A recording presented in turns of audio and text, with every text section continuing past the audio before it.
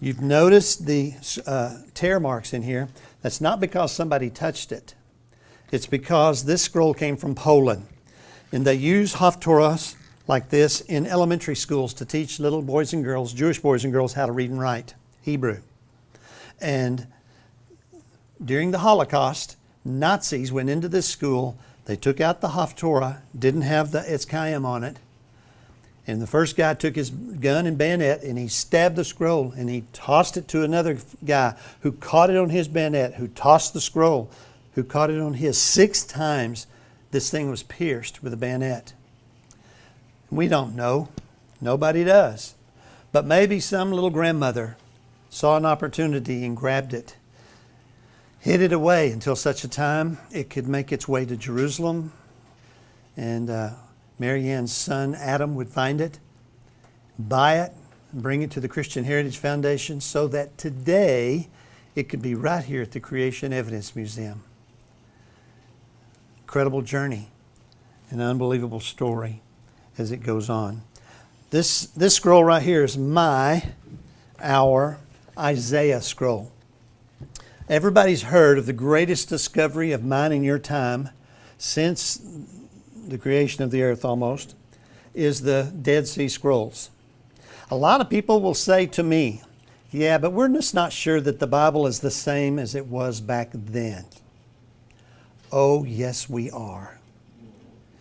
In the Dead Sea discovery, most everything they found was about the size of your thumbnail because it had been disintegrated. And they've kind of placed them. They know where all those pieces came from, what book of the Bible or where.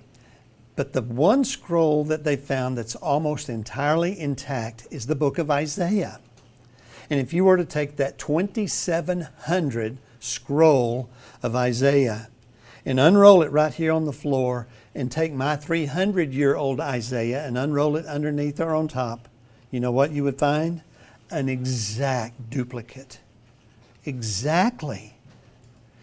In the second page, third column, 4 rows down, middle column, middle word, middle letter, you know what you're going to find? The same one on both of them. It's amazing how exact they are. And it's maybe one of the reasons God used the Jewish people to preserve, to write, protect, to save His Word is because they'll do that. Me, I'll compromise. You can't read my handwriting from top to bottom. And you can't read it from one day to the next either. That's okay, neither can I. But I would submit you may be the same way.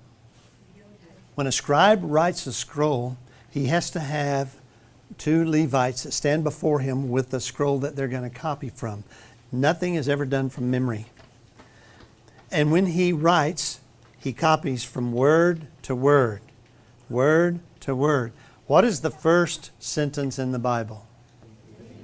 Attaboy and girl. In the beginning. So the scribe would look up here and he'd see the word in. In. The. Beginning. But then when he gets to the ineffable name, the greatest name of all, he would see the word, the name of God. It is a name that Jewish people never pronounce.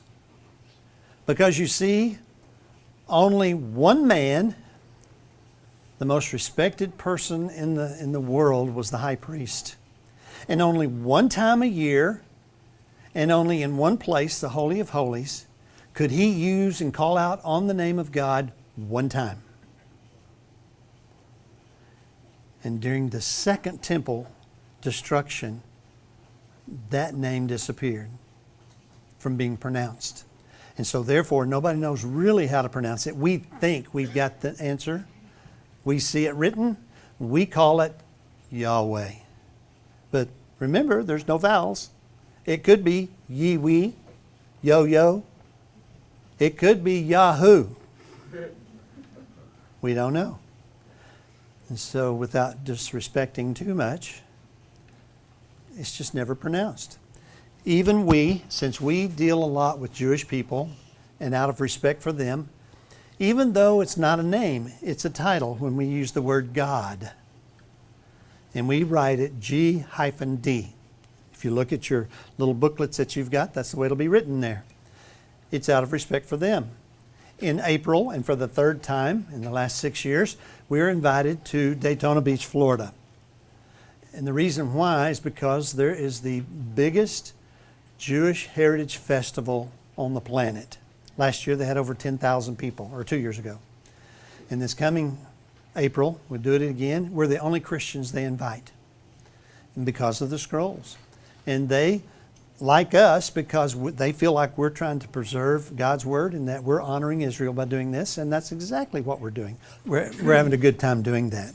And in April we'll go out there and set up and get a chance to meet 10,000 Jewish people. And they're not all Jewish. There's some Christians that come and a lot of Messianic Jews. But it's a very interesting journey that we get to be on. But when they write that ineffable name, they don't write it as a name. They don't even write it as a whole word. They put down the quill pen they're using. They pick up another one that's only for writing the ineffable name, and they will write Yod, Hey, Vav, Hey. And even before doing that, they'll stand and ceremonially wash their hands. In ancient times, they would even go to the mikveh, which we call swimming pool or even baptism, and they would wash completely because they're going to write the holiest name of all, and they want to be clean if they're going to do it. And so that's what they do. It's a very interesting, it has to be honoring to think about how much respect they have for God's Word, for His name, and for everything that He says, does, and stands for.